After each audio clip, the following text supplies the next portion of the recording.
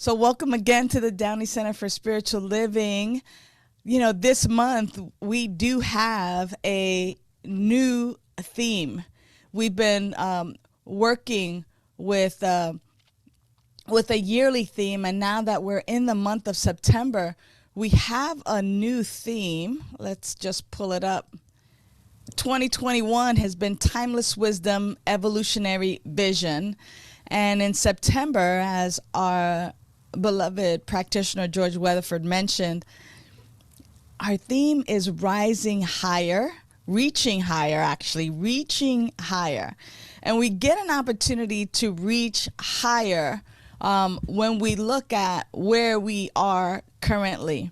Now, I'll share with you, and I just want to say thank you to Reverend Kevin for bringing the message last week. I was physically in Encinitas, California at the Seaside Center for Spiritual Living, where I was the Wednesday night senior minister there. And it was just lovely. So I bring you heartfelt welcome and love from our beloved family over at the Seaside Center for Spiritual Living. Last month, we looked at pause for guidance. And last month really focused upon our opportunity to rest and rejuvenate and to take respite and to restore ourselves. Now, it's interesting because when I think about getting rest and restoration and rejuvenating myself, it is an opportunity to get prepared. Not only am I relaxing and resting and being so open for spirit to speak in, through, and as me while I am resting, but that rest is also the preparation for another journey, for another trek, for another adventure, for another joy. And this month, coming out of pause for guidance, now we are reaching higher. We are reaching higher. And I want to start this off by putting it into a little bit of a context for us, because as we've been unfolding, as we've been uncovering, discovering, and discarding the things that no longer serve us, and actually putting into place the things that do, aka our spiritual practice, we have actually been moving along in the quadrants of spiritual maturity, of a greater consciousness. And by that, I always talk about when we're living in the world and life is happening to us, and we're constantly complaining about this happened to me and that happened to me, and everything sucks because things are happening to me. And that is living in victim consciousness. And in that realm, I have no control. Life happens to me. I have no say other than to complain on the back end about how everything sucks and how, the world is heading someplace in a handbasket. I feel victimized by people, places, things, society, life.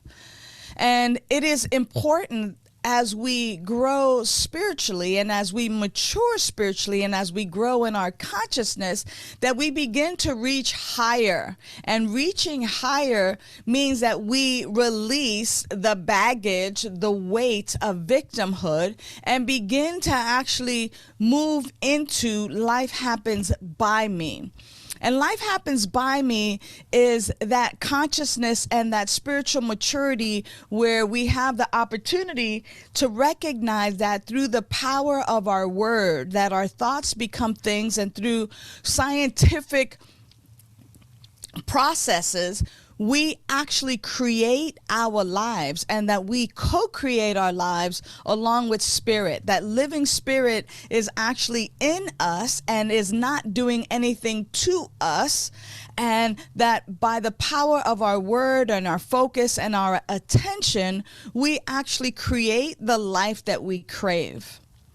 Now, what's interesting in reaching higher in reaching higher than that, after we get the practice of creating the parking spaces and the palaces and the jobs and getting the things that we want and living the life of our dream, we actually rise a little bit higher, and we recognize that we can take the oars of control, because we've been rowing our boat and going wherever we wanted to and creating what we want, that we can actually take those oars of control and put them in our boat, and our boat doesn't sink. That we can actually release control. And when we release control, that is the actual, if you will, pause for guidance. That is the actual life is now happening through me. Yeah, I know how to create. I know how to do that. But there's something more, and that something more is that life through me, that idea of God and I are one, and that it is not I that does the work, said Jesus the Christ. It is the Father that does the work through me.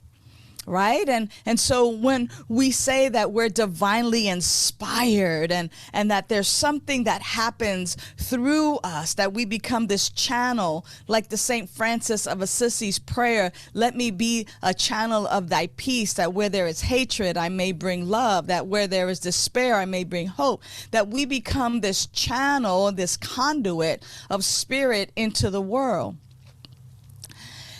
And this month, as we take a look at reaching higher, it's also reaching higher where we release this idea of separation. Not God and I are one. That seems like math, and it is, of course, math, but it is a process of how we get to when you see me, you see God. That is what Jesus the Christ also taught. He said, when you see me, you see the Father who sent me. You see God. I am one with this power and presence, not in the mathematical sense, but when you see me, you see creation. You see love. You see joy. You see peace. You see God itself made manifest in human form. And our reaching higher is actually moving into this quadrant, living into this quadrant, and actually stop playing games with ourselves and begin to live from this place. That we become so steeped, that we become so anchored, that we become just so sure that this is our very life, that nothing else has an opportunity to manifest itself other than when you see me, you see God. Now, here's how Ernest Holmes puts it, and I love it because he's kind of in your face about it right here. He's like, you experience good and evil because you perceive a presence of duality instead of unity. Oops. You experience good and evil because you perceive a presence of duality instead of unity.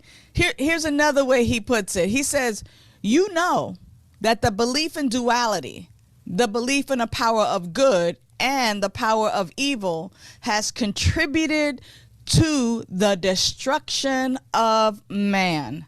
And by itself, the understanding of oneness will heal man. Whoop, there it is. Drop the microphone.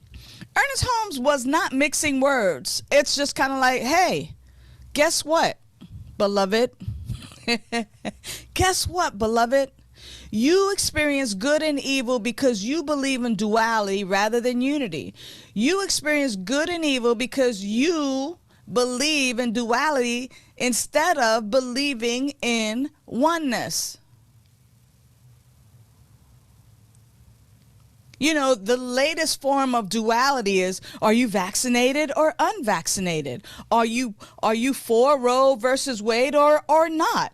Are you left or are you right? Are you up or are you down? Are you the yin or are you the yang? Do you want the light, or are you walking in the darkness? Like, this is the duality that continues to destroy humanity.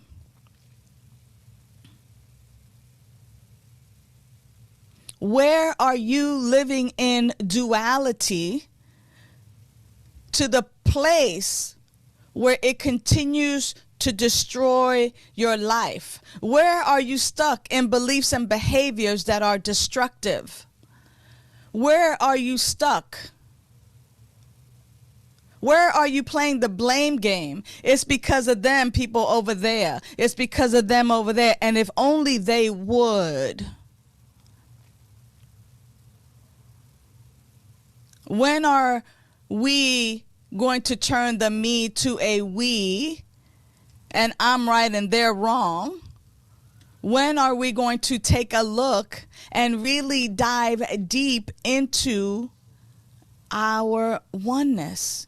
Now, let's face it, we're not the same. We're not the same.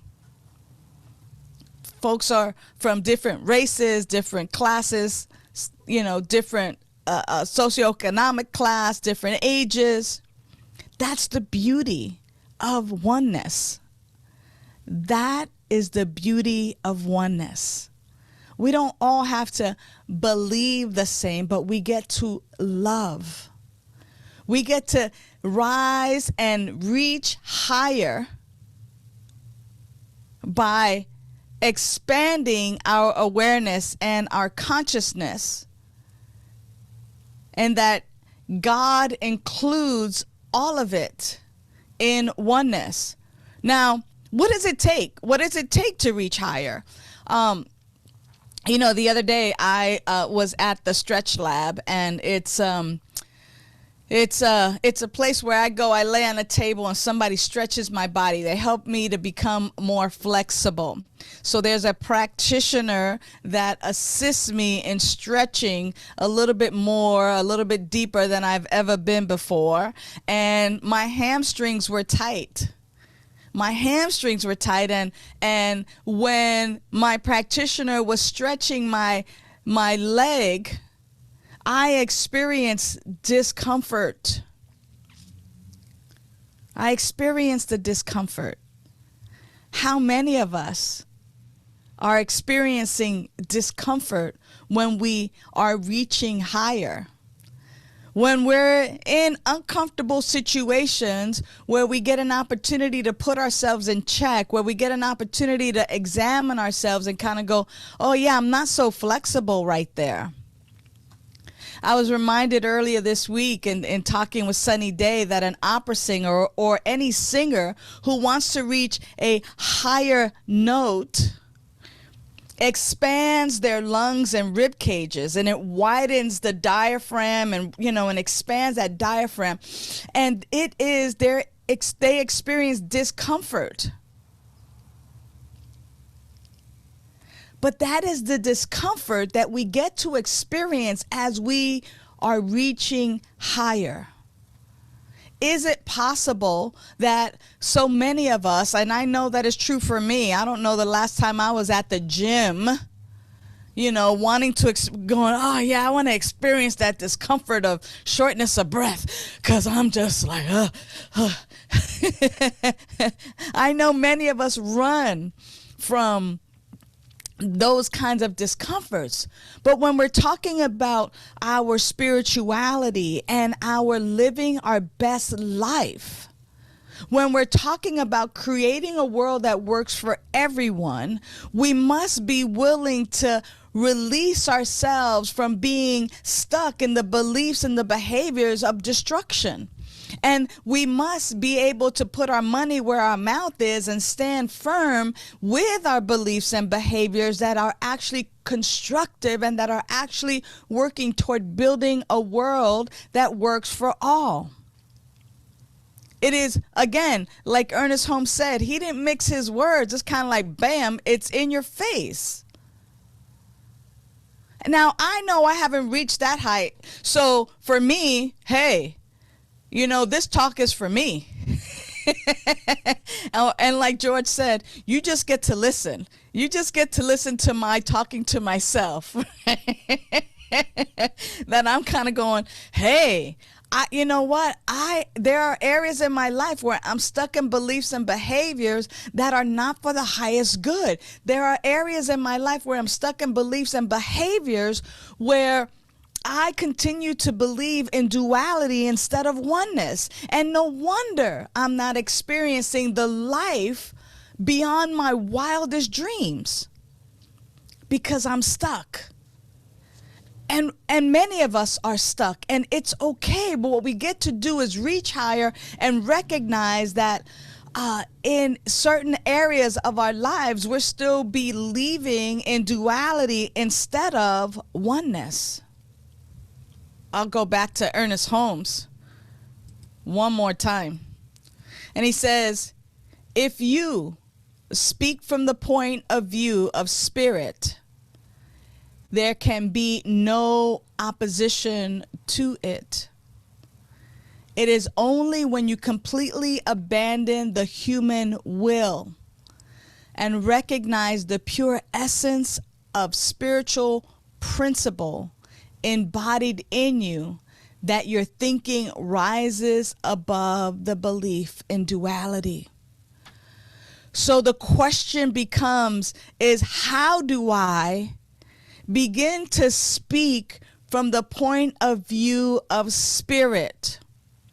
Because when I begin to speak from the point of view of spirit, nothing can oppose it. And how is it that I begin to abandon my human will and experience and recognize the pure essence of spiritual principle? How do I embody that in my thinking so that I can rise above the belief in duality? Eckhart Tolle tells us that the key to transformation is to make friends with this moment. What transforms it, what form it takes doesn't matter. Say yes to it, allow it to be, and be with it. I'll say that again. The key to transformation is to make friends with this moment. What form it takes doesn't matter. Say yes to it, allow it to be, and be with it. You know, Reverend Kevin is famous for putting up the slide with our spiritual practices. And I love that slide. That slide of spiritual practices that we are reminded of. It gives us the opportunity to be in practice with it so much that we begin to speak from spirit. That we begin to abandon the human will. That we actually recognize the pure essence of spiritual principle that is embodied in our thinking.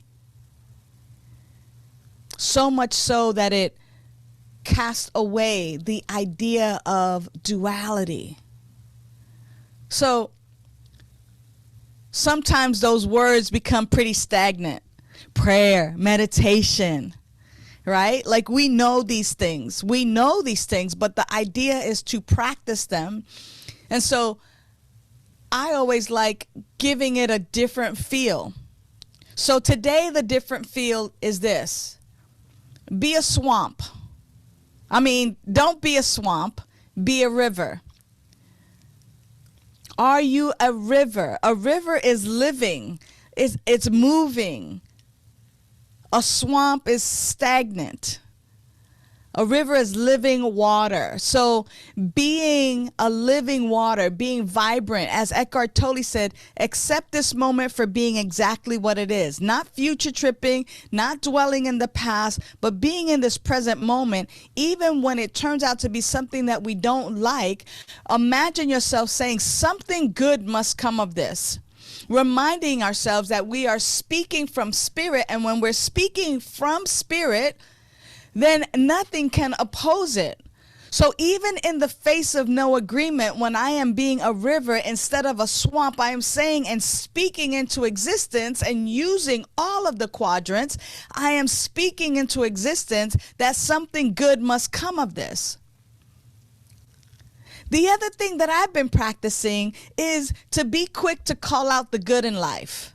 I love my life. Oh my gosh, that was great. That was so much fun. This is wonderful. And to be quick to call out the good in other people. I love the way you did that. Thank you. I received that. I acknowledge that. To be generous and to speak a word of reminder to people. To remind folks of the truth of who they are. That even in the face of trauma, of sadness, of deep sorrow, reminding folks that right where they are, God is, and that they are not alone. They're not abandoned.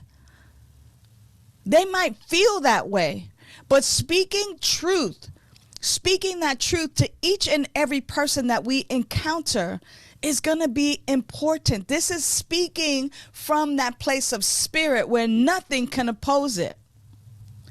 Meditate on oneness. Don't just sit there and do nothing. That's what meditation is. I'm kidding, right? But meditate on oneness. When you sit there to do nothing, remind yourself of the oneness of all life. Pray on oneness.